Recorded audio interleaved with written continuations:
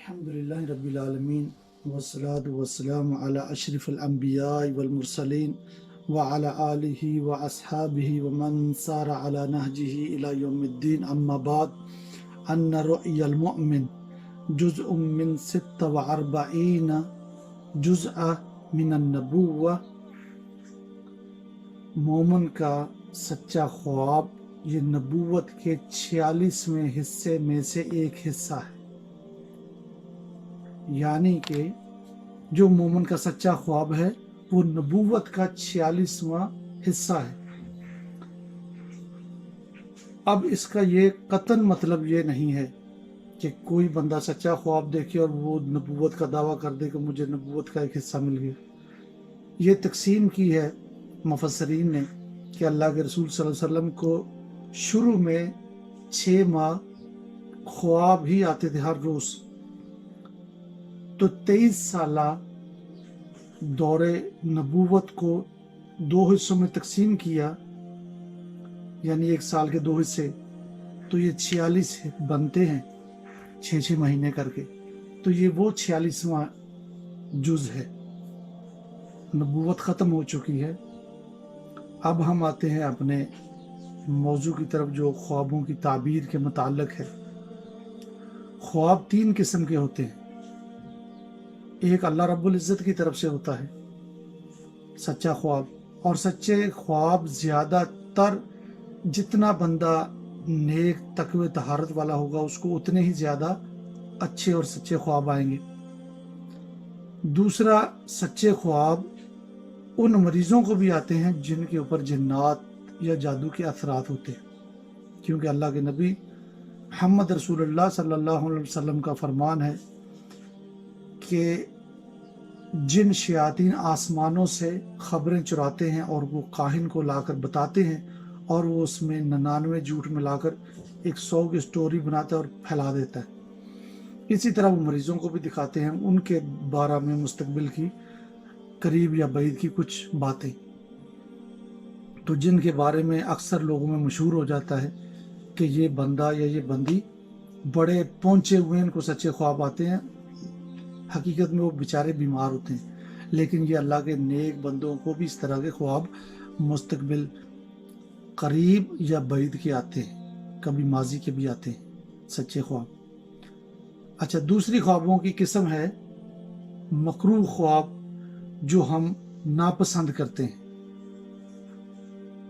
ایسے خوابوں کے بارے میں حکم یہ ہے کہ ان کو زائل کر دیا جائے۔ جب ہم ان کو زائل کرتے ہیں تو ان کا کچھ بھی برا اثر انشاءاللہ ہم تک نہیں پہنچتا۔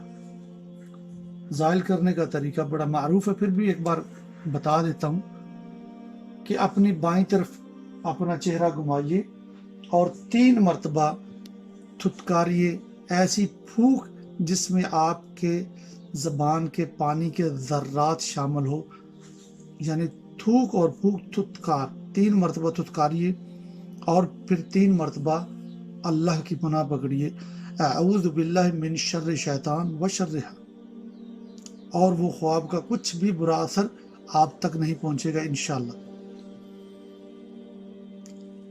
تیسری جو قسم ہے وہ خواب کی یہ ہے کہ جس کے بارے میں ہم بہت زیادہ سوچتے ہیں، سنتے ہیں، دیکھتے ہیں، وہ بھی خواب بن جاتے ہیں، لیکن ان کی کچھ بھی حیثیت نہیں ہوتی۔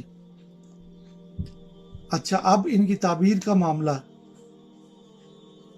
اکثر لوگ یہ کرتے ہیں کہ ایک بندے یا بندی نے خواب دیکھا، وہ آگے اپنے جاننے والوں کہتے ہیں کہ کسی راکی سے پوچھو کہ یہ خواب ہے، اس کی تعبیر کیا ہے۔ اب راکی بھی کہتا ہے کہ اگر میں اس کی تعبیر نہیں بتاؤں گا تو میرے بارے میں لوگ کیا کہیں گے کہ یہ راکی نہیں، تو وہ اندھیرے میں تیر چھوڑتا ہے۔ پھر تعبیر بتانے کا بہترین طریقہ یہ ہے، سب سے پہلے تو تعبیر اس سے کروائیں جس کے بارے میں آپ کو علم ہو کہ یہ بندہ توحید والا ہے اور انشاءاللہ آپ کا ہمدرد ہے، اس سے تعبیر کروائیں، کیونکہ یہ تعبیر کا معاملہ بڑا نازک ہوتا ہے۔ اللہ کے نبی صلی اللہ علیہ وسلم فرمایا کہ پرندے کے پنجوں کے ساتھ جو مٹی لگی ہوتی ہے جب وہ اڑتا وہ گر جاتی تو جیسے ہی جس نے تعبیر کی ویسا ہو جاتا ہے، تو تعبیر کسی مستند بندے سے کروائیں۔ اور دوسرا، تعبیر کرنے والے کو بھی چاہیے کہ وہ جس کی تعبیر کر رہا ہے وہ بندے کی ہسٹری کو جانتا ہو۔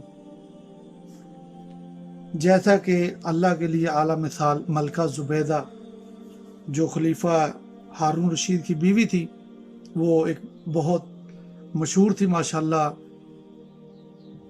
بہت زیادہ تقوی طہارت والی تھی۔ اس کی تو خدامہ جو وہ بھی قرآن کی حافظہ تھیں ساری کی ساری، اور کتابوں میں ملتا ہے کہ اس کے محل سے ہر وقت قرآن کی ایسے عورتوں کی آواز آتی تھی جیسے مکھیوں کی بنبناہٹ کی، ہر وقت اس کی خدامہ قرآن مجید کی تلاوت کرتی رہتی تھی۔ اس کو ایک خواب آیا، اور وہ خواب بڑا عجیب تھا، سبحان اللہ، کہ وہ ایک چوراہے میں لیٹی ہوئی ہے برہنہ، اور بہت سارے لوگ چرند پرند اس کے پاس آ رہے ہیں۔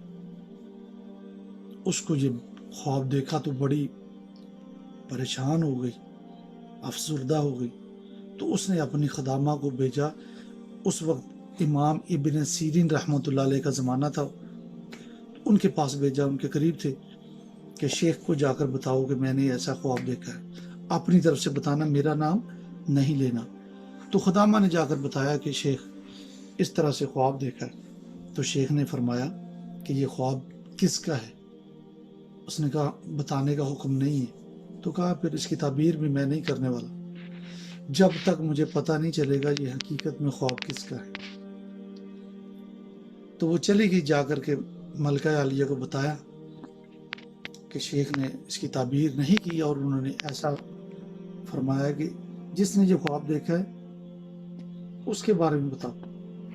تو ملکہ نے کہا اگر ایسی بات ہے تو ٹھیک ہے، ان کو تھوڑا سا سائڈ پہ کر کے آپ بتا دینا کہ یہ ملکہ زبیدہ کا خواب ہے۔